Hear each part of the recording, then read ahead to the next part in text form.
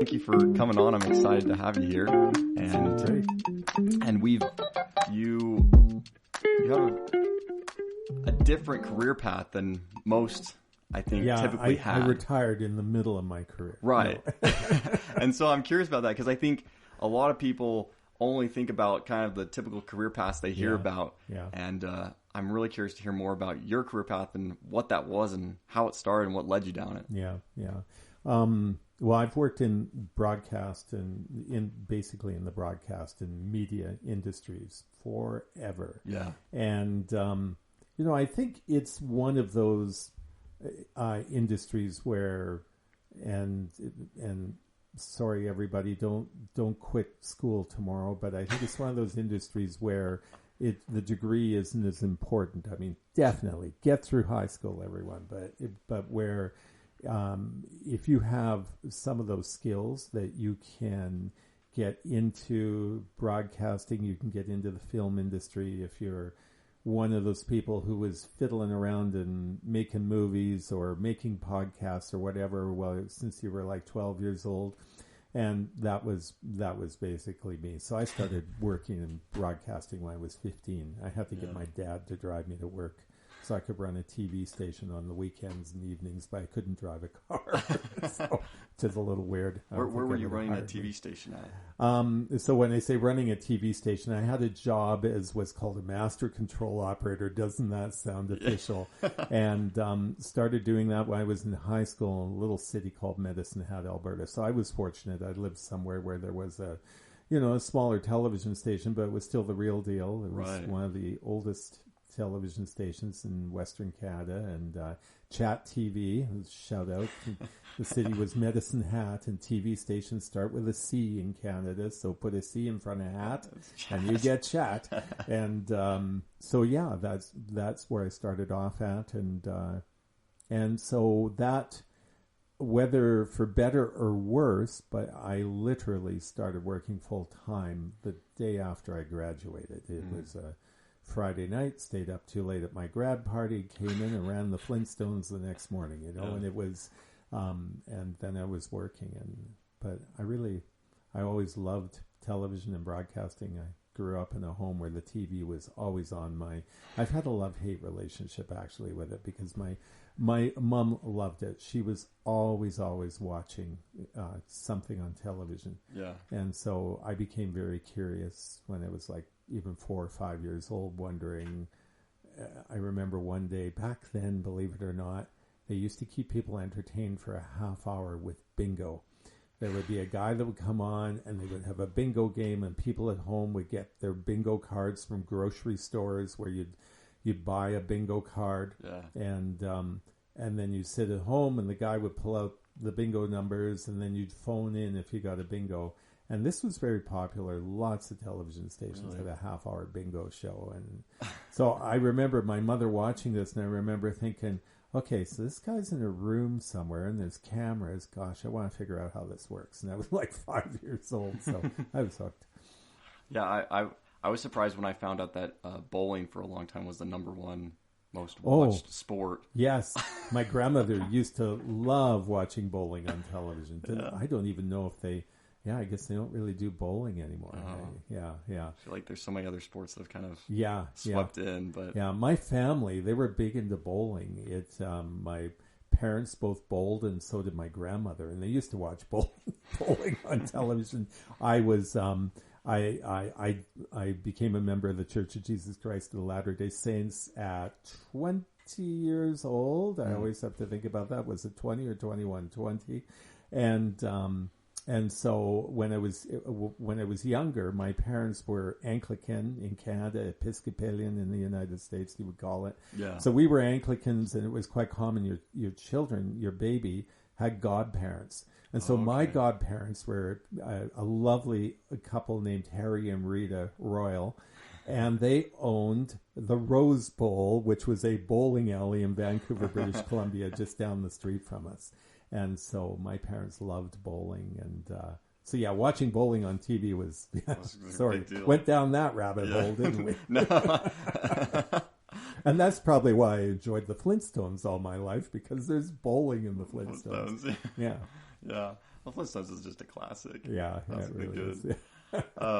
What is Anglican like? That is that a Christian religion? Oh yeah. So Anglican, or in the United States Episcopalian. Yeah. I don't know all the history of the offshoot of Episcopalians versus Anglicans, but Anglicans are otherwise known as the Church of England. Okay. And that's the church that, if you dig into the history, basically Henry VIII started it for nefarious reasons because he didn't like the Catholics, and that's Rod's 20-second take on that. But yeah, it's a Christian church that's throughout the world, and it's a very well-known church for many people. Was that just kind of the common religion in that part of Canada? Or no, probably the most common religion in Canada. Gee, I don't even know if it is the most common, but probably Catholicism. Okay. Lots of Catholics in Canada, mainly because of the French influence in Canada as well. Oh, okay. And lots of Anglicans because of the British influence in Canada. So those two religions are quite common there, and then we have many other Protestant, religions as well. And Latter-day Saints in Alberta especially, but throughout Canada, there's lots of members of my current faith there as well. And Did having that religious background before getting in touch with the Church of Jesus Christ Latter-day Saints, did that help aid in your conversion to the church? Or what was that like? For sure. I think I was born a religious kid. I really do. Yeah. Religion was important to me. My parents were what you would call Easter and Christmas probably attenders a little bit more, where they went to church sometimes. My grandmother she went to the Anglican church as well, and she was quite dedicated to it. So she would often take me when I was really young. When I was about 6 years old, my family had to move from Vancouver, which of course is a large city, right? And we moved to literally like the middle of nowhere. We moved to a tiny little town. My dad, his company went on strike that he was working for in Vancouver, and my parents did not have a lot of money. So after a year of trying to find other work, my mother's uncle worked for a big gas and oil company in Alberta. Alberta is the Texas of Canada. Okay. And so lots of gas and oil resource type of work there. Yeah. And so he got a job there with a company that basically they ship natural gas across the country into the United States as well. And so there was a huge compressor station in the middle of nowhere and 8 little houses. And so, it was a really different experience. But that mattered with the religion thing because there really wasn't a church around there. The nearest Anglican church was in Medicine Hat, which we moved to later. That's the town where I started working in TV. But, we had a lot of years there where we didn't go to church, and I missed it. Even though I was a little kid, I missed it. So by the time I was a teenager, I really wanted to try and figure that out. And so went to a lot of different churches, and really what I really wanted to be, these two things tie together. Hang in there, people, I promise. I really wanted to be a disc jockey. I just thought that would be the coolest job in the world. So the radio station, which was owned by the same company as the television station, this little town. Yeah. So the radio station was just a few blocks away from my high school. So we eventually moved into Medicine Hat, Alberta. When I had to go to high school, there was not a high school in this little country area where I lived. And so when we moved there, I started after school going down to the radio station and begging for an overnight job or whatever they would give me. Yeah. And doing audition reels. And finally the manager there, I'm sure the phone call went something like this. He called the manager of the television station and said, "Do you have anything this kid can do?" So he quits coming in here and telling me he wants to be a disc jockey. So, but what happened though is once I started working for this company, a friend of mine who is a recent member of the Church of Jesus Christ of Latter-day Saints, he got a job being the overnight disc jockey, and I got to know him. His name was Rod as well. Oh wow! And so. And so this was Rod and Rod on the radio. It was Rod and Rod on the radio, which I should not have been on the radio, but it was in the middle of the night of a city of about 40,000 people. And so I would go down there, and he would let me spin records back then. Anybody out there knows what a 45 is, look it up.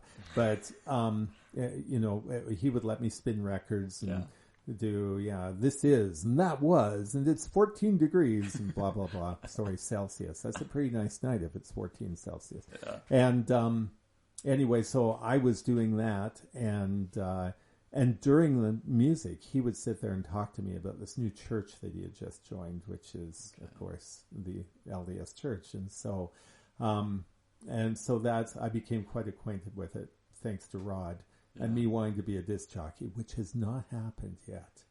One of these days, people, when I retire, I'm going to go move to a little town where they're so desperate to hire somebody maybe I'll do the drive home show or something, but yeah.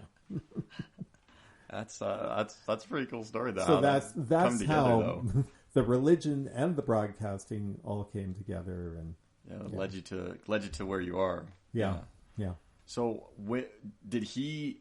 So he obviously introduced you to the church, but did he introduce missionaries to you, and then you kind of went from there, or did you go to church and explore it, or how did that? No, he did. There was another friend of mine that I went to school with there, who now is an extremely good friend. He's probably my best friend that I have, who also was a member of the church. And his name was Gary, and I didn't know Gary really well while I went to school, but he was also a really positive role model for me, because Gary was quite a popular guy, and it was really good to see you can be popular and religious at the same time. These two things can fit together, which is a dumb thing to think, but when you're 15 years old and covered in pimples, being able to know that I can have both of these, that's possible. But going back to Rod, I eventually, when I graduated from high school, I stayed in my hometown for just a few months, got a job at another television station, a larger one in another city that was a few hours away.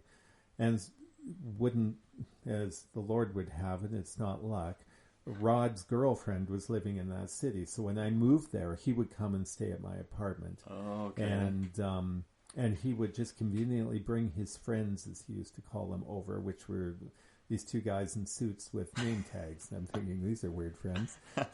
But anyhow, so that was kind of my introduction. But eventually, Rod left on a mission, and then I got another job for a television network in Edmonton, Alberta. Mm-hmm. And I'd been working there for about 5 or 6 months, and television culture is kind of weird. This is going away a little bit more now, but every city has their local TV celebrities. Right. And so one of the local TV celebrities in Edmonton, Alberta, was a wonderful man by the name of Eric Neville. And Eric was the weatherman at this station. Yeah. And Eric had a show, a kids show called Popcorn Playhouse that had been running there since I think the early 1960s, and this is now we're into like 1980. I don't know, 1984. No, it'd be about 1982. I guess I was 20 plus there. years. So it's a long-term show. Eric was the type of guy. If you went out with Eric, you would have all these people going, "Hey, Eric, do you remember me? I was on your show in '63." This type of thing. It's like he was just that type of person. Yeah. Anyhow, so he was still doing this show when I got there. And there was this young woman about my age who was helping him with it. And I thought she was pretty interesting. And so so I started, kind of talking with her and trying to build up a little bit of a relationship there. And then one day Eric comes up to me and he says, "So you like my daughter, do you?" And I had no idea this was Eric's daughter. And I kind of stammered and said, "Well, yeah, she seems pretty nice." And he says, "Well, if you're interested in her, you better be interested in my church." And I said, "Okay, well, what church is it, Eric?" "Well, guess which church it is." So the Lord just put these people in my place. So took what we called them back then, they were called discussions, did that at Eric's house, was baptized, about a month and a half later, and never did marry his daughter, but it was just the way that things worked. Stepping stones to get... Yeah, I just couldn't avoid it, and by that point I thought, okay, and there really aren't that many members of our church working in film and broadcasting. In fact, it's one of the biggest issues is often we do meet people, if I do meet people who are members of the church, it's usually past tense, or they, religion has not been a priority for them anymore. It's a tough industry. It really is. You're expected to work 7 days a week. You're expected to travel. It's really, really hard to maintain faith. Yeah. So the fact that I was able to find, the stepping stone through because really what I was doing was it really led me there. So, and why? Because that does seem to be a common theme with anyone, if people do work in that industry. Yeah. And I think a lot of people almost sometimes stay clear of that industry because of...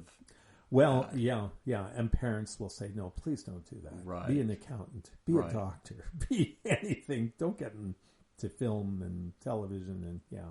And what would be, as someone who's been in that industry and a member of the church, what would be some advice? Because I think there are people who are interested in that, but they do hear from their parents, don't go into that, stay away from that. That leads you down a bad path. Yeah. But obviously, it can be navigated if you want to. If you try hard. Yeah. No, it can. I mean, I joined the church, and to give you an example, I had to work Sundays, and so I was only able to make it to church. If I remember correctly, I guess I could make it there 2 Sundays out of 3. One of the Sundays was difficult because I had, because church times, at least where we were in Canada at that time, they rotated around each year. Right. Because everybody wanted the afternoon slot. Nobody wants to get up early in the morning. Early in the morning worked out really well for me because if I was on a night shift, an afternoon shift, I could get to church. I was fortunate I never had to work midnights there, but so I could get to church easily if it was in the mornings. But then on the years when I was in the afternoon, it was hard. You had to, I had to try and make my employer was okay with me getting there a half hour late, and I had to work with some of the other people, who I'm asking to stay a half hour late, which I felt bad about. But when I first joined the church, it was kind of interesting. I'm really bad. I'm stringing 3 stories together here. But I was a young single adult. I had no idea what that meant. But I was put in a young adult ward, which they were new when I joined, at least in Canada. Yeah. This was a new idea. And so I was in one of the first young adult wards in the church in Canada. And after about 3 weeks, I had a kind person come up to me, another member of the ward, and he told me, he said, you really, if you're going to give your life to God and you're going to be a member of the church, you really need to quit your job and find another job so you can be here on Sunday, because it's basically a sin to be working on Sunday. And, and that when you're new to this religion and this culture, you're thinking, okay, I didn't read the fine print. Nobody ever told me that. Right. And I, and so talked to my bishop about it. He says, just do your best to get to church. Good bishop. Okay. Thank you. And then I actually had somebody else say that to me about a year later, and I said to them, I said, so what are you doing later today? He goes, oh, my family really likes to watch, back then, The Wonderful World at Disney. It was a very popular show that ran on Sundays. And I said, oh, well, that's interesting. Do you know what? I'm running that show this afternoon, and if I don't go to work, you won't be able to watch it. So if you're really concerned about me working, then everybody needs to quit watching television on Sunday. I thought that was a good response. Probably not the most Christ-like, but it is. And so you really do have to be. And I mean, let's face it, broadcasting isn't the only occupation that requires people to work on Sunday. We've got. We want to call 911 on Sunday just as badly as we want to call 911 on a Wednesday. So we have lots of people, especially today in our culture now, where you do have to work on Sunday. But, I think it's just important to pray about how can you deal with this. And I did that a lot. I prayed that I hope that I can stay in this industry and one day not have to work on Sundays. And it took about 4 or 5 years, but that did happen. Yeah. But for lots of people who do have to work Sundays, and now that I work for Brigham Young University at BYU Broadcasting, and I'm fortunate. Not often are we called to work on Sunday, but sometimes we are. If you enjoy watching General Conference, guess what? There are church employees working on Sundays. So, these things are really between you and the Lord that you need to Right. figure out. And you need to figure out, am I the type of person that if I'm going to keep this career, whatever your career may be, is it going to prohibit me from going to church? Is this going to be an impediment to my testimony? And where am I going to be 10 years from now? And am I the type of person who can organize and fight to keep this alive in my life, even though I have a Sunday career? Or if this is really going to be spiritually harmful to me, well then, yeah, maybe you do have to have a long, hard talk with you and the Lord about, do you need a different career? Do you need to try in different paths? So I think it's an extremely personal thing. Yeah. Frankly, I'm really, really surprised I did it because I was a real slacker kid. And it's a good thing I met my wife like about 5 weeks after I joined the church. Yeah. And she was just, I owe everything to her. I really do, because she was very strong in the gospel and really provided me as a new member of the church a template. And she was extremely supportive of my career and what I wanted to do, but she was really well grounded as well to help me recognize, okay, if you can't make it to church on Sunday, what else can you do to build your testimony on this particular Sunday? What can you do? Basically, church at home or whatever. Or how can you make it a different day at work? How can you feel differently even though you're working on Sunday? And what should you be thinking about? And so yeah, I think there's lots of ways you can do it. So that's an extremely long answer to my passion, which is we really need people of faith, not even just our faith. We need people of faith in the film and television industry to be able to have that balance in there and to have that influence within that industry. I think it's extremely important. So, I think when young people are thinking about, well, gee, I really would like to do that, but it seems to be a real wild ride. Well, it could be a real wild ride depending what you can do. But remember, you are in control of you. Right. And if you pray about it and are dedicated with it, I know that the Lord will find a place for you. And the Lord's navigated many a wild ride, so He can help you navigate it as well. Yeah, exactly. Yeah, if I can get through it and still be going to church this many years later, I'm coming up to almost 50 years of working in the industry now. Am I doing that math right? Yeah, sadly I am. So yeah, I'm 62, 47 years of broadcasting and film, and yeah, no, it can be done. I mean, it's harder, I think, when you become like a household name type of person. And I know this is going to come as a shock to you, Matt, but I'm not a household name. So I think it's a little easier if you aren't in the limelight to be able to hold on and get in there. But even some people who are under the lights, they manage to do it though. So yeah. Where did you meet your wife? When did that? Oh, classic YSA ward picnic. Oh, okay. She was the chorister. Now, in the Anglican Church, you have a little hymn book and you just sing. Right. Somebody starts playing the organ, everybody sings. So my first Sunday at the Church of Jesus Christ of Latter-day Saints, this very attractive young woman got up and started waving her arms. And I'm thinking, what are you doing? Yeah. Why do we need you up there? I'm not a music. Had not trained in music at all to even understand what a chorister or a conductor was and why you needed it. But anyway, but that's the first time. My first thought was, who is this and why is she up there? And then my second thought was, wow, I like her. So, you can stay up there. Yeah, that's right. That's right. And she was, at the time, she had just graduated as a dental assistant, so cool. I made sure to book an appointment to get Yeah.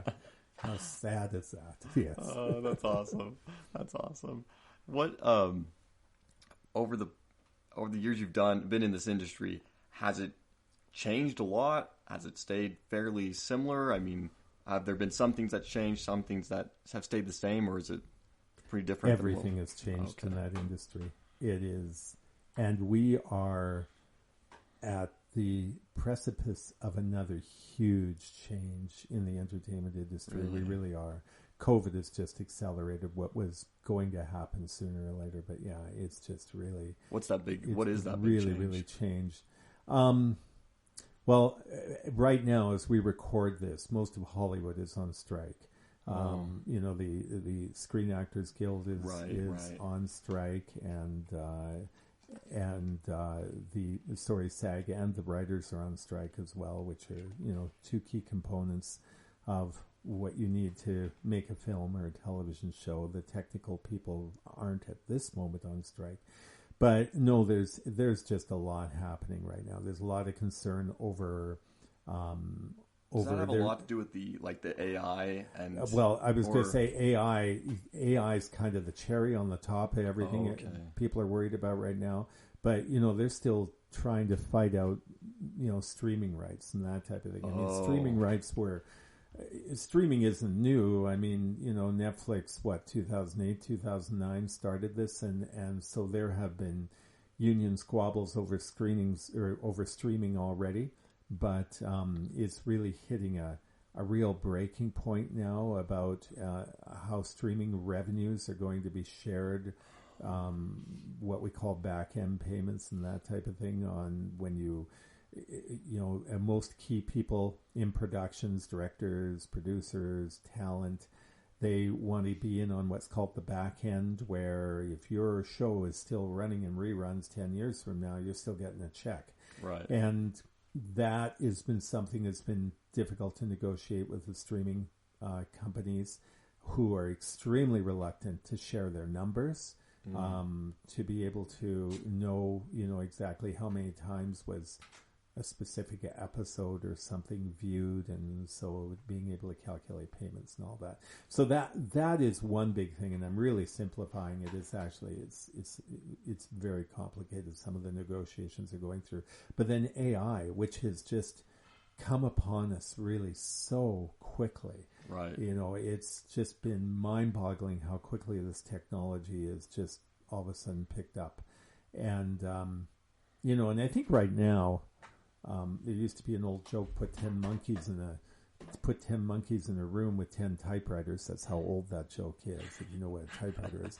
And after 6 months, one of them will turn out a script for an episodic television show. You know, in other words, how good are episodic television shows? But you know, I think we're kind of at that point with AI right now, where it's kind of like the 10 monkeys in the room, and yeah, you can kind of get something out of it, but it's improving so quickly, right? Just exponentially as you look at the weeks and months going by. And so this is a real fear where, you know, we will be using prompts, which is what they called in AI, where rather than writing a script, you will be prompting for a script. And, you know, so, well, just give me a little bit more emotion in the third scene, and can you introduce another female character in the second scene, as he's going into the bank, and start developing a romantic interest between the two of them, you know, and then churns away, and 2 minutes later you've got that, you know, modification done to your script. And so yeah, for the writers especially, I think that's a real concern, but even for the filmmakers too.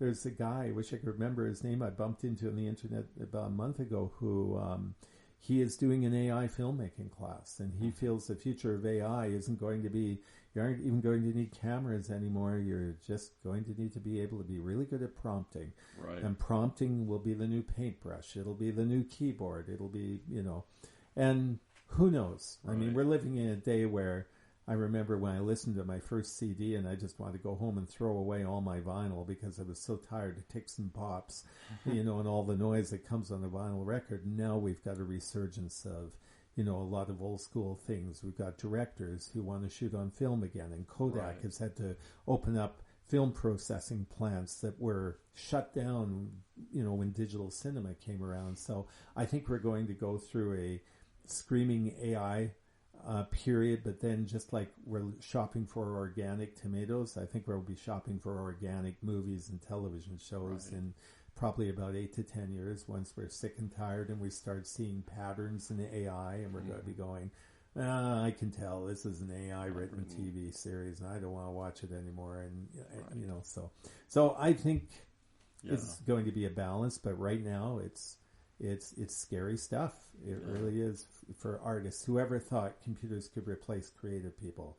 Right. We knew they could build cars. We knew that they could do routine, mundane jobs that most of us don't really want to do anyway. But now that it's coming into the area where even creativity is on the chopping block, it's frightening stuff. So yeah, well, and that's the thing too. Is like I think most of the time we thought like robots and machines would replace us in the non-creative arts type way. Yeah. But it's impressive what they can do. But I do agree. I think you can't necessarily always replace some of the human touch in a movie or a film, or when it's all, when it's not even staged, they're using real sets and real everything. There's a lot to it. So well, and the lawyers usually keep us in our lane as well, because there are going to be, there already have been questions about, for instance, with, I'm trying to remember all my technical terms here, but with motion capture animation and being able to take, for example, what they did on, some of the later Star Wars movies where we had Carrie Fisher, motion captured and her younger face appearing in the film and whatnot. And there's going to be more of that, because basically with AI, what AI does is this humongous vacuum that sucks everything up, puts it into a blender, and then regurgitates it. But it's really taking creativity built over years and just blending it into a different form. And so you can bet that there's going to be situations where where some famous person, Tony Curtis's estate, or whoever still owns, his likeness or whatever, is going to say, what, that face looks a lot like my grandfather, and you owe me money. And so, there's going to be tremendous legal challenges working through this and seeing how this plays out.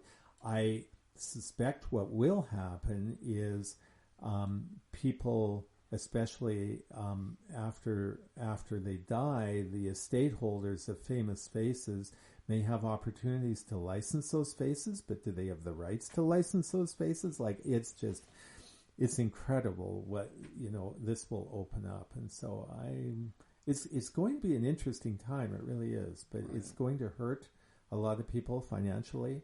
It's probably going to make a lot of other people rich, like everything does, but it's just a real change that's coming, and it is. It's a huge change. Yeah.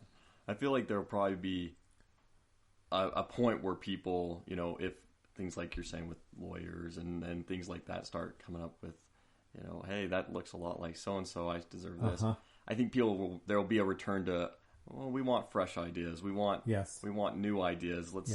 And AI can't come up with it, at least at this point, isn't coming up with new ideas. And that is part of the thing is, at this point, I don't really see it being able to come up with new ideas. But then, Matt, you kind of, when I hear people say, even today, well, I used AI to write something and it sounds like this, or I can tell it's pulling information from somewhere. But, human creativity, what is original anymore? If you go out to make a movie, we do this in our industry all the time. If you're pitching a new television project or a new movie project, we always want to have what we call comps, where, it's this show and this show with a little bit of this show put into it, or it's this movie and that movie with a little bit of this movie. Well, in other words, we're inspired by what our experiences, and our experiences now so heavily involve media experiences, and we take those media experiences, mix them in with a little bit of real reality. But let's face it, most of what we're seeing in movie theaters and on television now are remixes of things that were made previously. So we can't totally blame AI for doing that, because we've been doing it so much ourselves. That's true. No, that's absolutely true. What, I guess, makes me think of another thing. There's so much media out there now. It's not like it's not like it's all coming from the TV, or it's all coming from the newspaper or a certain or the radio. I mean, we were talking about this before. There's TikTok, Facebook, Instagrams, YouTube. One is that having all those avenues of content, is that a good thing for the industry, a bad thing? And the other thing too is, how do you compete in such a big saturated market with so much? Yeah. It is really hard finding a niche to be able to do that. And I think if you're a larger organization, so at BYU Broadcasting, we are trying to, let me use this as an example.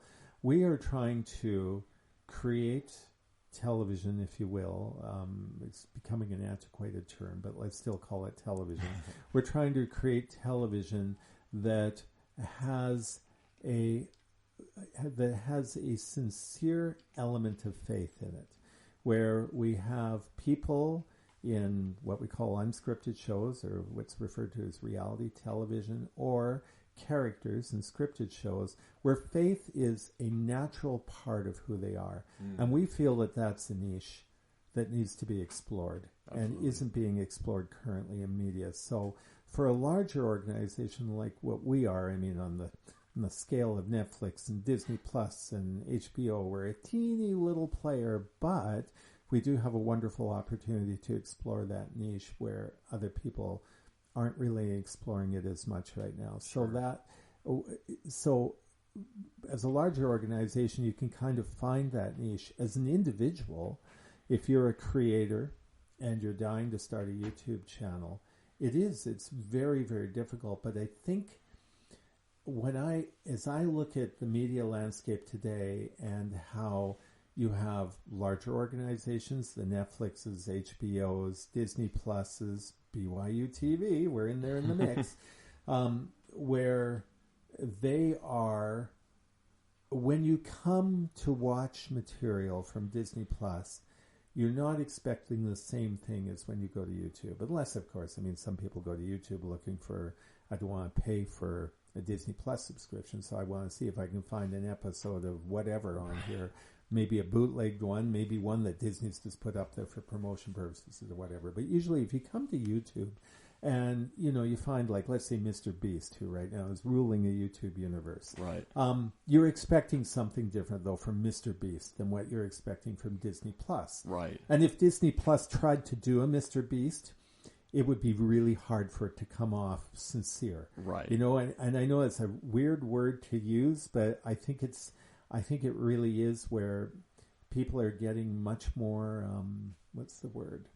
People are getting much more media literate, which is the big word for they're starting to understand when something is real, meaning this is a real person out of their bedroom who is creating something versus a corporation that is trying to fool you into thinking this is a real person out of their bedroom creating something. And so, if that element, I think some people are looking for that. So if you're a single creator, I think you should embrace that. You should embrace that this is me with a mission and a purpose, whatever your purpose is, and be true to your audience and be really reactive to your audience in a way that large organizations can't be. And so I think that's, I think there still is quite a dividing line between the two.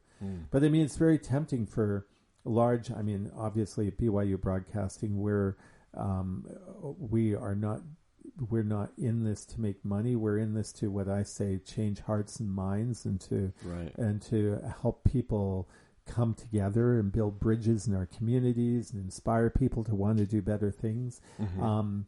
But it's really tempting for for-profit organizations to look at people like Mr. Beast and go, how much money has that guy invested? And look at this return on investment that, and that's very tempting. Why large media is looking at tiny media and recognizing, wow, there's a lot of money to be made there. So, and everybody's fighting for those eyeballs and for people to watch what they're doing and to become, what is the word, to become loyal to what they're doing and to become followers and be engaged. And so it's tough, but so you asked me whether it's good or bad.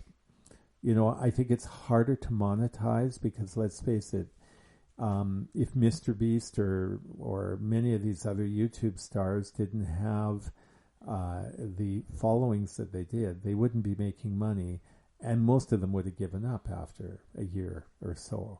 Right. And so being able to find that return on investment is getting very difficult because traditional marketing has always wanted to be able to have demographics that were good-sized fragments of the market. In fact, they weren't fragments. They wanted to know, back in the old days of broadcasting, here's a television show that appeals to females 21 to 50, and then you go out to the market and you go to Procter & Gamble and say, hey, we have a show with 8 million females 21 to 50 are watching this show, and Procter & Gamble goes, well, sure, yeah, we'll pay money and sponsor, we'll buy spots, advertisements in your show. And it is getting so fragmented now that so companies are having to look at whole new models, like Hulu, for instance, and I'm sure others are doing this too. I just have been watching a couple of series on Hulu lately, and I've noticed where they have really opened up advertising where virtually anybody, it's like buying, space on a website now. So when I watch Hulu, I'm seeing advertisements for local car dealerships here in the Salt Lake metro area who are advertising on Hulu. And so things like that, they're just looking at totally different models. Yeah. And if you watch, it's interesting. I watch, I'll watch a national newscast now, and before on a national newscast, you would see, a variety of 30-second commercials coming from all sorts of different companies. And now it's basically 1-minute ads or even sometimes 90-second ads from pharmaceutical companies with an occasional car commercial. Those seem to be the two big sponsors on there, which is indicative of just how many, what's the word I'm looking for, companies, areas of the marketplace, they don't feel like they're going to get a return anymore buying advertising on those newscasts and for the amount of money it is. So it's all about the money. And yeah.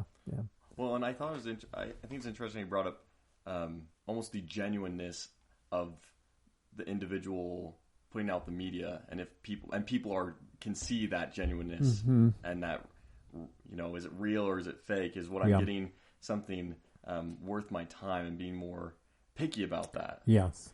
But I think, because I've seen a lot of, especially maybe not the big, the big networks, but some of the smaller creators, or even Mr. Beast, a lot of their stuff even is, the things that they promote are things that they personally like or are connected with, and likewise their audience then connects with it because they connect with them as an individual. So it's really kind of shifted the dynamic a little bit of advertising and promoting. It has, and that's how come this term influencers, which that's what many companies want now, is they want to be able to find an influencer that has a solid audience who, if they recommend something, their audience, sometimes I think a little bit too willingly, will go out and purchase or explore that product. Now, the problem is large corporations, they don't want tens of thousands of people or hundreds of thousands of people. They want millions. Right. And so it's more difficult for large corporations now to be able to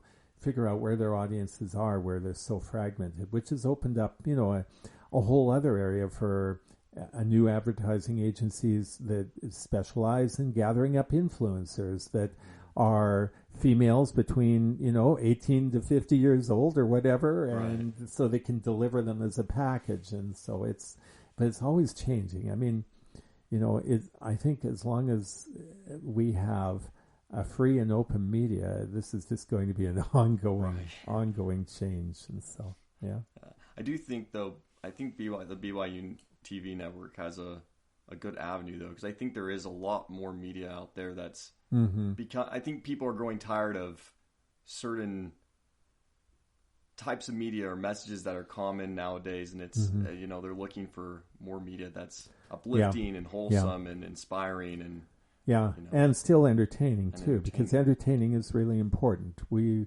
want to engage viewers and listeners at BYU Radio just as much as Netflix does or CBS does, and so that engagement is still really, really important. And that's how come, in my opinion, you can engage people in a variety of ways. You can engage them in ways that I feel are manipulative sometimes, or just pump up the sex and the violence, and that will engage certain demographics to continue to watch. But I really, going back to that word sincerity, I think that that's a very good engagement tool as well, where even larger organizations can create programming and media that is truly trying to do something inspiring and good in the world, that still has it can still be comedic, it can still be dramatic, it can still have tense moments and all of those things in there, but it done in a way that can still have a positive effect. I know positive is a very subjective word, but we're still being able to guide people and help them understand how their role in society can make a difference. I think that's really the biggest thing, how they can, creating characters and creating unscripted television shows where people are motivated and to watch after they view it, to go, you know what, I want to be more like that person, or I want to try doing something like that. And so, I think that is very possible to do, but it's harder. It's way harder. You can add extra gunshots very, very easily. Right. You can add sexual content and other, I play on those two because traditionally those have been, I think, I by the way, I was a movie reviewer for over 25 years, accredited for with the broadcast film critics, or the Critics' Choice Awards people, and so I've watched a ton of movies. And I was viewing them from a parent perspective, where I was doing, along with my wife and another good friend of ours, we were doing movie reviews from a parenting perspective. But you really start to see templates where the same thing is used over and over. And obviously there are stories that justify violence. There are even a few stories that may justify some sexual content. Right. But for the most part, the violence and sexual content are in there as a very quick engagement tool. And engaging audiences using less overt methods is hard. It's difficult. Right. It takes a lot of testing. It takes a lot of, very creative screenwriting, and but it can be done. But it's almost like the cheap thrills. It gets people engaged, but do they really walk away with something of value after? Yeah, exactly. So how did you built that business of reviewing films? Yes. You built that yourself, correct? Yeah. So way back what we were talking about, working at the television station, I came back to that television station and was managing pretty much most of the station, with the exception of the sales department. I came back and started doing that when I was 26 years old, and did that for a few years. And one of the things I was involved in was purchasing programming. What you do, we call it acquisitions in the television industry. And right about that time, my first child was born, and then my father suddenly passed away. I was about 29 years old, I believe, and I started thinking more about what I was responsible for. And here we go again with the faith and winding into this. Shortly after I joined the church, back when I was 20, I received my patriarchal blessing, which is something that, it's a very personal thing. But I can share that probably half of my patriarchal blessing is about using my professional talents and skills to build up the kingdom of God. And so that really weighed heavily on me. And so by the time I was 29, I really realized, as long as I stay in broadcasting, currently what I'm doing, there are going to be very, very few opportunities for me to do that. I just couldn't see in my 29-year-old brain a way to do that. So I left my job, which, I probably could have had a good chance of having a really incredible paying executive position somewhere by now, getting into it that early. I knew a lot of people and whatnot, but I just really felt like I needed to do this. So I originally was going to start writing wonderful movies and television shows that would have all of this, but I'm not creative that way. I just don't feel like that was my strong suit. And the more I explored that, I thought, this really isn't going to work. So then I met a guy at the time who was fairly popular. I'm sure you've heard of Roger Ebert, Siskel and Ebert, maybe. Roger Ebert was a very prominent, probably one of the best-known film reviewers in the world, definitely in the United States. So he and another guy were hosting a television series. They left the television series, and then a new couple of people came on, and one of these people was on PBS. It was quite a popular show on PBS, and one of these people was a guy by the name of Michael Medved. And Michael Medved, at the time, had just written a book called Hollywood versus America. And so I read that book, and it really changed my perspective. I thought, I am not the only person. It's funny, when you think you're the only person, you think you can't do something, but as soon as you discover you're not the only person, then all sorts of possibilities come into your mind. So I read this book, and basically what Michael was talking about he was a film reviewer and had been for years, and how he was just becoming very discouraged, frustrated with how... I guess the best way to put it was the lack of responsibility that the film and television industry felt that they had for the outcomes of this country. I think those aren't Michael's words, those are mine, but that's how I interpreted the book. Yeah. And so I felt like I want to contribute to this somehow.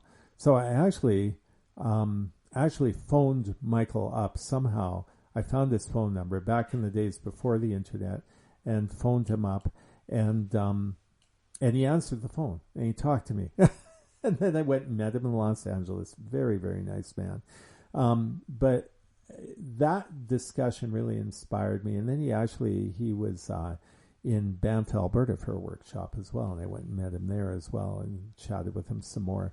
But he was very inspiring to me too. And I thought, why can't we have a movie review that speaks to parents, teaches media literacy concepts, which was something I was becoming very interested in. And at that time, Canada was one of the leading countries in the world in bringing media literacy into schools. And I don't know if you want me, basically, media literacy is being able to teach people how is media created, and being able to not just take media at surface value, but like everything from why is the music sound this way, why are the lights this way, to why did they write that scene? Was it really necessary? What is the overall purpose of this movie trying to do? What are the messages in it? And being able to drill down. And so this was something that was interesting to me, but they were teaching it to kids, and I thought, how do we teach this to parents? Right. So that it can be in the home. And I thought, what if we did? I knew a lot of parents at the time that were really frustrated with movie ratings and how the movie ratings were working, and they didn't trust them, and they weren't sure, can I take my kid to this movie, and what's in this movie and whatnot. So I wanted to do more, though, than just count swear words and minutes of nudity. I wanted to be able to create something that would also dig even deeper into what is the overall message of this film or of this TV show. So that's what we did. Because my wife was incredibly patient with her husband saying, I'm going to quit my already not very good paying job, and I'm going to go do this. Yeah. And so we started this. I started at that time, I was reviewing movies on home video because I was living in the city where I couldn't even get to the screenings of major movies that were opening on the day they opened. So I decided, well, let's start with home video because everybody can get a VHS tape at that time. That's what you did. You went and rented a movie at the corner Blockbuster. And so we were reviewing home video releases and got that going. And amazingly, got it into about 40, 50 newspapers. I started selling it to newspapers. And then the guy was talking about Roger Ebert, the other film critic, who at the time was a household name. He actually reached out to me and said he was really impressed with my reviews, offered to introduce me to his agent. And that's a big mistake I made. I should have hopped in a plane and gone and met his agent. I wrote a couple of, messages and stuff. And unfortunately, I didn't go very far because I didn't jump on that the way I should have. But so, yeah, that's how we started that off. And then, a few years later, the internet came along. And so we started doing that. And then eventually I started doing reviews on television in Canada. And we had a radio show we were doing and stuff. So, yeah, it's still going. We have a friend of ours purchased it. And so what's it called? Parentpreviews.com. Go check it out. So, yeah. Huh. Yeah. That's incredible. So, yeah, that was fun, too. And at the same time, I had a side hustle where I was doing news reporting, because Parent Previews wasn't making a whole lot of money to raise 4 kids on. And so I was doing news reporting and other media work as well. So. Oh, this is great. All right, we're back, folks. I can't remember exactly what we were talking about before. I know we were talking about broadcasting. Oh, yes, and you're reviewing Parent Previews. Yeah. One thing I thought that was interesting, and you mentioned, it kind of made me think about it earlier. You mentioned how you noticed early on that from a friend that being religious could also be cool. Mm-hmm. And when I was reading through what you sent me, you mentioned that I believe you said being religious and then or having faith and saving the world is kind of what you're passionate about, and and they go hand in hand. So I'm curious what you meant by that. I meant by that. Yeah, and what that means, because I think that's a really interesting concept. Like I'm going to save the world. I guess So media obviously is a passion of mine, but sure. I also just feel like there's I'm not even sure how or if I should crack this egg open, but I am getting more concerned about environmental issues. I really am.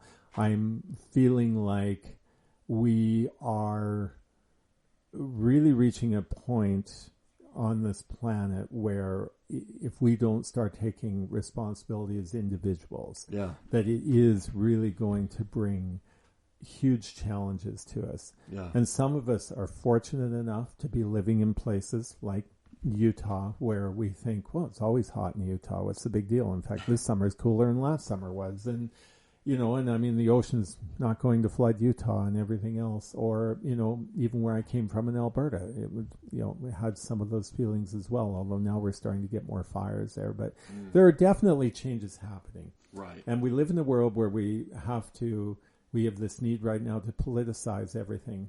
And I think that there are answers in the middle that we aren't willing to explore. Going back to the media again, being moderate doesn't sell advertising. Right. Extremism sells advertising. So either you are very right or you're very left. You're very pro this or you're very against that. And those types of skirmishes, arguments, all-out brawls, even wars sell advertising. They engage people, just like we were talking about violence and sex. Well, really, it's violence.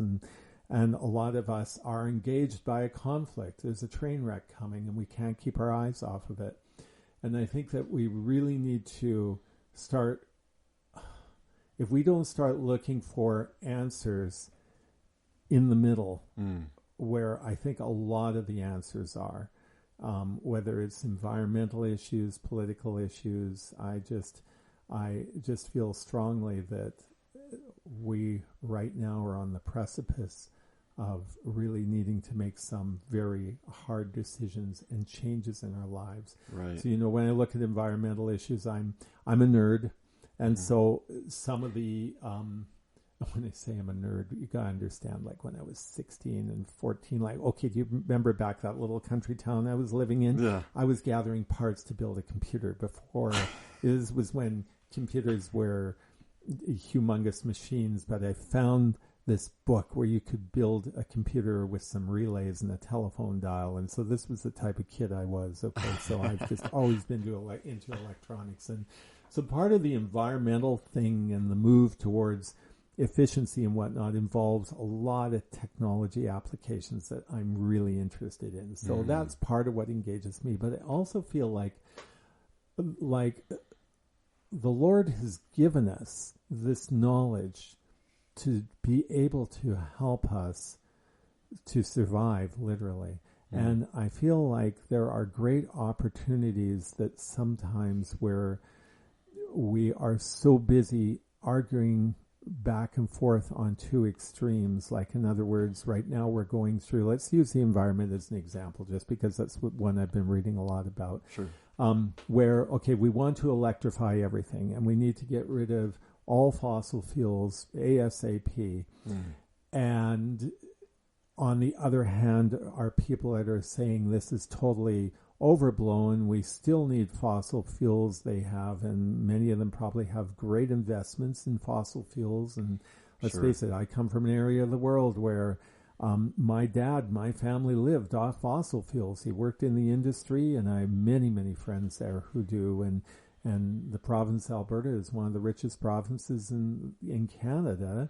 Like I say, it's Canada's Texas because of fossil fuels. Right. And so no matter what, you're still using fossil fuels, and you need to respect that and understand that, that's part of it. So, but, you look at these two extremes, and I've been doing a lot of reading and studying on this, of how we have to be careful how we make this transition to being able to move away from fossil fuels. And there's a lot of moderate answers that aren't being explored. So one of the things that a lot of researchers are looking at is, so if we move into more electric vehicles, maybe we need to put our focus there, but we still need power plants that are burning fossil fuels, but it allows us to centralize where the combustion is so that we can do the carbon scrubbing off of the, when they burn natural gas, or even if they're burning coal, which a lot of plants still are in North America, that at least it centralizes that. You're not dealing with millions of tailpipes. You're dealing with maybe 1,000 or 2,000 tailpipes that you're dealing with, which makes sense to me. And then I read another study recently talking about how it's going to be difficult scaling up the mining of lithium to be able to create millions of electric cars, but there are cars out right now that they're called plug-in hybrids, that technology could be explored more, where you could get 40 to 100 miles of driving with a car that still has an internal combustion engine, but also has batteries in it. Right. And if you think about it, if everybody could get to work on battery power within, a 50-mile radius every single day, but then those weekend trips when you're out on the highway, you burn some gas, it would have a huge impact on the amount of carbon that we're burning right now. And so, there are some of those moderate things that aren't as attractive sometimes to report on, and that's just one. We have those same opportunities in politics. We have those same opportunities in education and many other things that we're beating each other over the head about right now. And I just really feel that is, when I said that, religion and saving the world could go together, I'm frustrated how politicized religion is right now. It should not be politicized.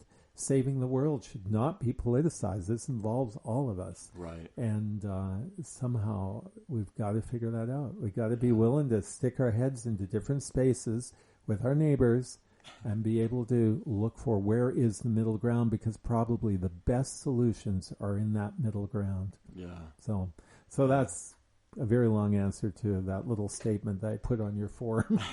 No, I think that's really true, and I think you make a good point. The extreme stuff sells, but it rarely solves the problems. Right. And then we just sit in a kind of quandary where people are, picking sides and not coming together to really and it creates discuss. very difficult, impossible scenarios. Yeah.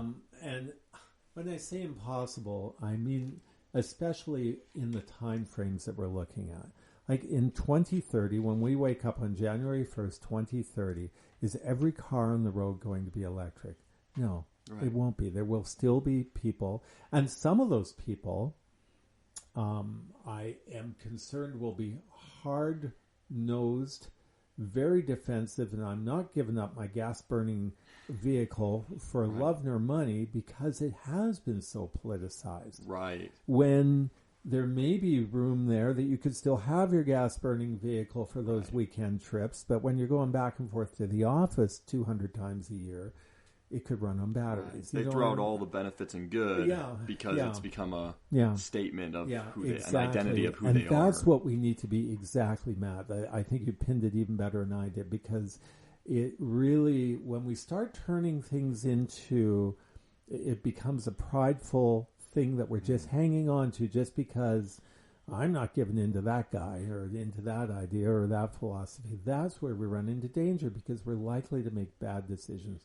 Right. And that's happening on both sides of the equation right now. So, and it stops communication too. It pits people against people where they're not talking anymore. You aren't talking, or if you are talking, you're yelling. Right. And you're not getting to it's very unlikely you're going to be able to get to the point where we really need to be. Yeah.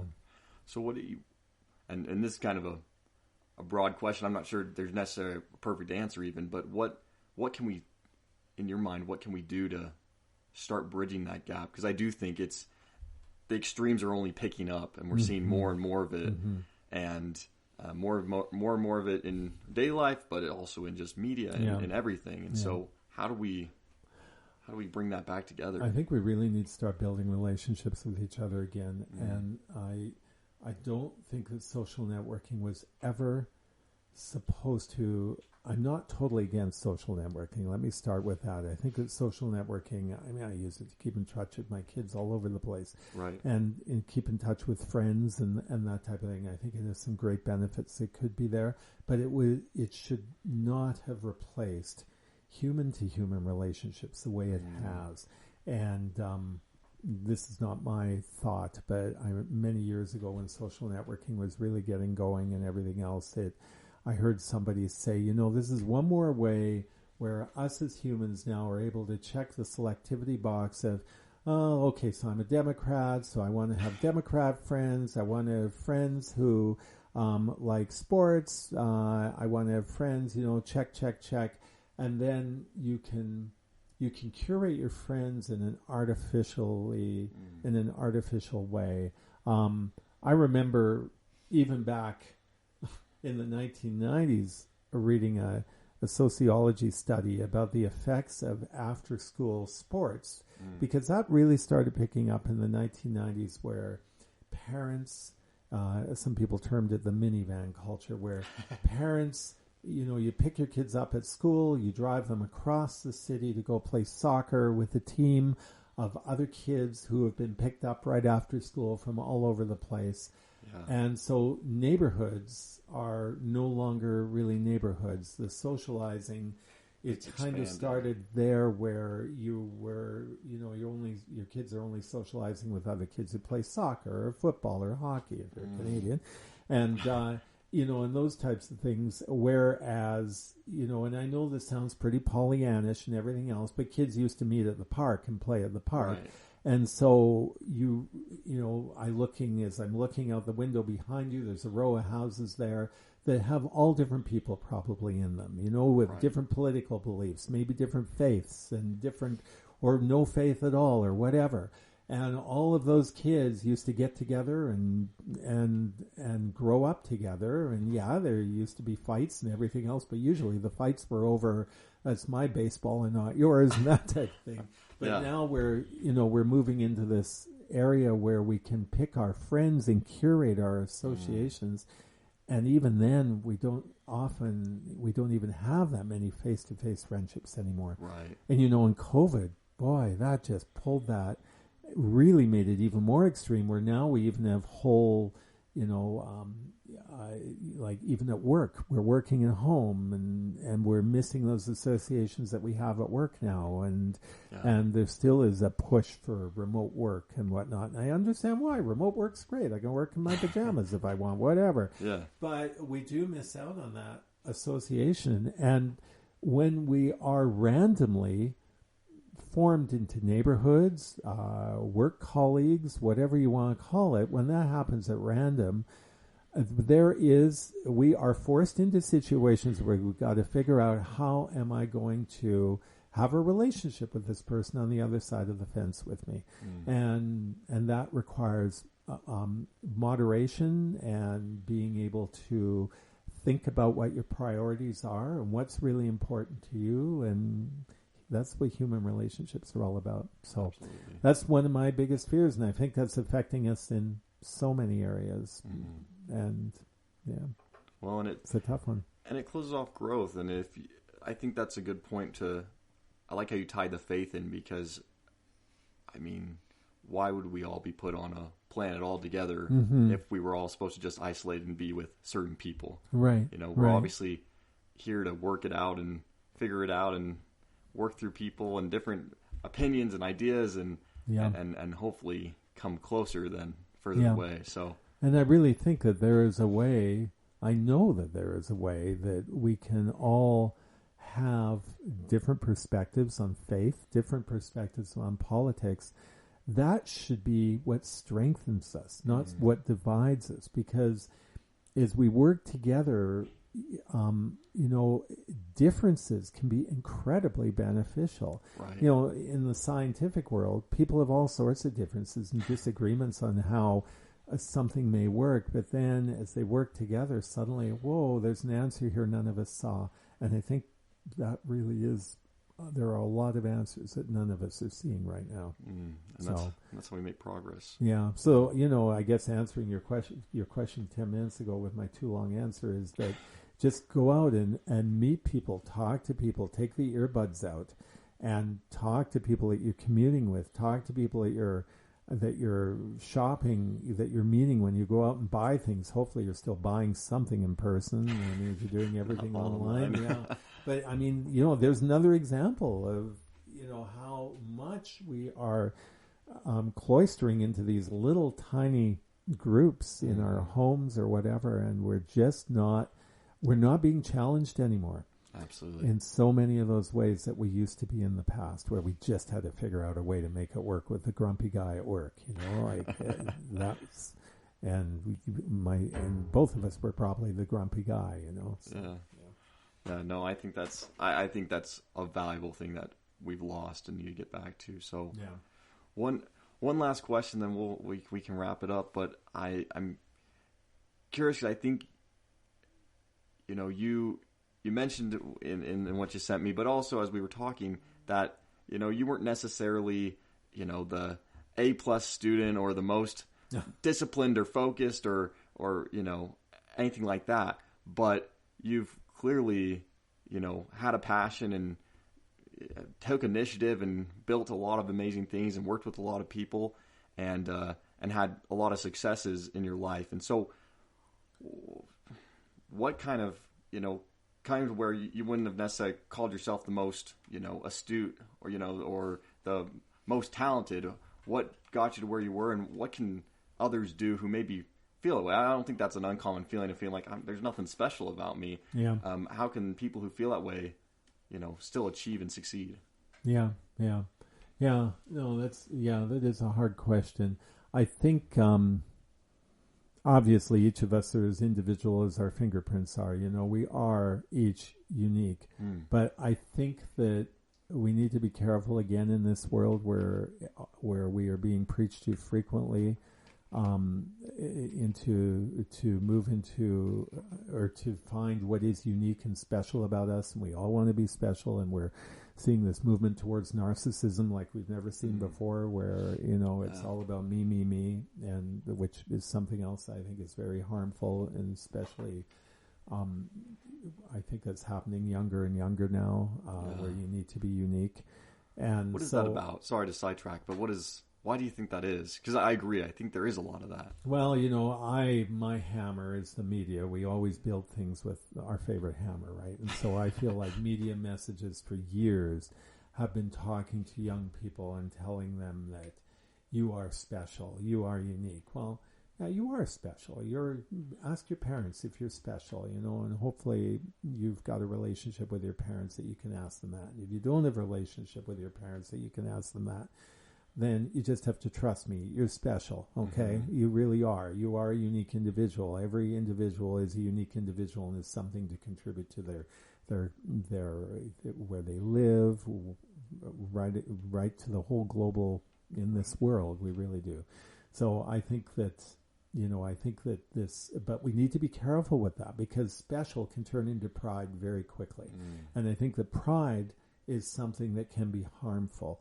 And when I use that term pride, I'm talking about, we should be happy with our achievements. And there's nothing wrong with letting yourself know, I did it.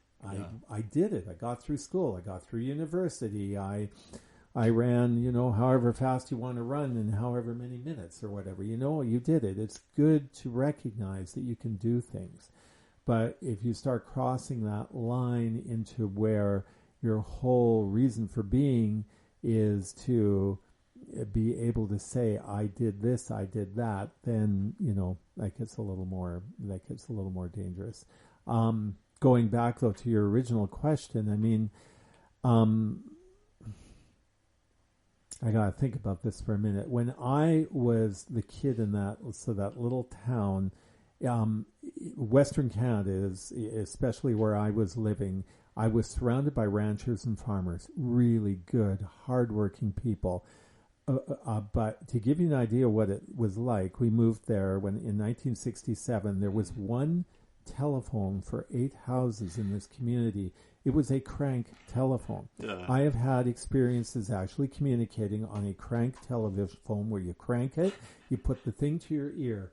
Now, this was 1967, and I know, Matt, you're younger than me, but the vast majority of people in North America were not cranking their telephones in 1967. Yeah. They had push-button phones that you picked up and dialed. We called it dialing, but you pushed the buttons and you talked. So this little part of the world that I got moved into was, and I was such a techno-crazy kid already by the time I was 6 years old, and it was like, holy crow, where have I come to? When I was in school there, I was the smartest kid in the building for the most part, which was probably a little harmful to me because I got bullied a lot. And I dressed differently. I just looked differently. And it was difficult. It was difficult. I was there for 8 years, and that was really challenging. They suggested that I skip a grade. Well, that did me no social favors, you know, and so there was just a lot of things that by the time we moved to the city, that I was kind of a beaten up kid. I really was. Yeah. But then when I got to high school, I started meeting other nerdy friends. I went to a high school where they taught electronics, and I just loved that. I got into that and whatnot, and I instantly started making friends, and my grades plummeted. By the time I got out of high school, I barely passed. And then, but that, you know, as I mentioned, I started working in broadcasting immediately, and so I had a career, and on I went. But then when I was about, I can't remember, it was shortly after I got married, I started thinking, well, and going back to the patriarchal blessing, it talks about, you know, never giving up opportunities to become further educated. And I thought, okay. So I didn't want to leave my career, so I started doing distance education, which wasn't very popular at the time. But eventually, I was about 26, and when I was about 56, I finished that degree. And I was the valedictorian at this distance. It's a huge distance education university in Canada called Athabasca University. But I had very, very good GPA. And but I soon learned, though, even in my 20s, that like by the time I got out of high school, I was wondering, I thought, I'm not very smart, you know. But then doing those college courses, those university courses, really changed my ability to have more confidence about what I could do. And so I think what I really want to say to your question is we never quit maturing. I'm 62. I am still learning things every day. I love learning things. And one of my favorite things to say to somebody is, I don't know how to do that. Can you teach me? Because that's how, that's how I got as far as I did without a degree. Now, if you want to be a brain surgeon, you can't do it that way, okay? You need to go to medical school, people. You need to get the proper licensing. And, I mean, there are a lot of jobs where you just need to go to university. Right. But even if you go to university, and even if you're a brain surgeon right now listening to me, it still is good to say, I don't know how to do that procedure. Could you teach me how you learned that? Because I've gotten through a lot of my life with that statement, and I just made that statement at work like 2 days ago. We're trying something new, and so I think if this comes with being humble isn't something we can try to be, or else we're going to blow it. But I think that being willing to learn and willing to recognize what you don't know is so much more important than recognizing what you do know. And that's not original thought. We've heard that saying many times. But recognizing what you don't know and then taking that one step further and recognizing that you can learn that. Right. If it's important to you, you can learn that. Yeah. And so, yeah, I think that's really a key thing to remember. So if you're struggling in school right now, like if you're 16 years old, you're just shoveling your way through high school and you just want to get done, get through it, get done. Don't sweat it, but don't give up either. Just get it done. Go start exploring work opportunities. Go find what you're interested in doing. Get into the job market somehow so that you're able to support yourself and get moving. But don't feel like I had a, I guess he was probably about 28 years old, just say to me a couple of weeks ago, he said, he says, I don't know, I'm starting to get up there and I feel like I've missed the boat. And I look at him, are you kidding me? You have not missed the boat. You're like, oh my goodness, and we live, one of the good things that's happened, we've talked about a lot of negative things. One of the great things about our society in North America right now, you can change careers, you can change jobs. Like it used to be, if you didn't work somewhere 15 years, well, what was wrong with you and why did you leave? And now you are able to be much more dynamic and responsive, and you have to be. Yeah. You have to be. The job that, if you're 27, the job you're working at today, there's a good chance it's either not going to be there or it's going to be totally different by the time you're 40. Mm-hmm. And so it's not even that it's a bad thing to be responsive to the job market. You got to be responsive to it. You got to be willing to change, willing to learn, willing to adapt in more than ever before. Which I think is a cool thing, that we have those opportunities now. So. Yeah.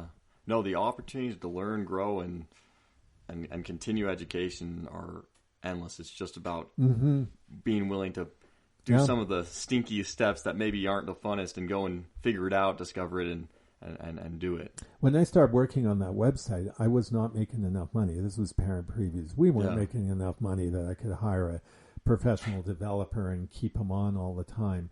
And I went through a couple of them, and I found this was just costing me a fortune because each one wanted to do it differently. So, I just hit the internet and started taking cheap courses on, how to build a website, how to do this, how to do that. Well, finally, in the last few years I was in Canada, things weren't going so well for our business anymore because everybody was a movie reviewer, and it was getting really hard. We still had an audience, but you used to be able to sell a banner ad for like $12 $1,000, and now by the time I was done, and that's when $12 was worth more money too. And by the time I was done, you were lucky if you're getting $1.25 per thousand. And so it was getting very difficult. So, but I took what I learned server-side JavaScript and learned, Linux maintenance, server maintenance and all that stuff. And I can still do that stuff, which is really weird. I didn't really enjoy it, but I was able to get some jobs through a couple of wonderful friends who were willing to take a risk on me. And the next thing I know, I'm doing software development. I soon decided after a couple of years of that, like, oh man, I don't want to do this forever. But you know what? It still helps me in my job today to understand those techniques, and it got me through that time. But it was just amazing to me. I took a couple of $30 classes, and and the next thing you know, like you pay $30 off really quick in software development. Right. And it's incredible the things that we can teach ourselves to do. Those are all the wonderful things that are happening in our world right now. So absolutely. Yeah. Absolutely. Well, thank you, Rod. Oh, you're welcome, Matt. We went all over the place with that one, didn't we? Yeah, and it's been great. I think this has been. I've learned a lot. I know that, and I think everyone who's going to listen is going to learn a bunch too. So, yeah. And the camera just turned off. Look at that. So, thank you once again, and we'll have to have you back on at some point when we'll do another one. And, sure. And talk about. Sure. There's always more to discuss and go over and. Well, you got fun podcast. Best wishes to you too.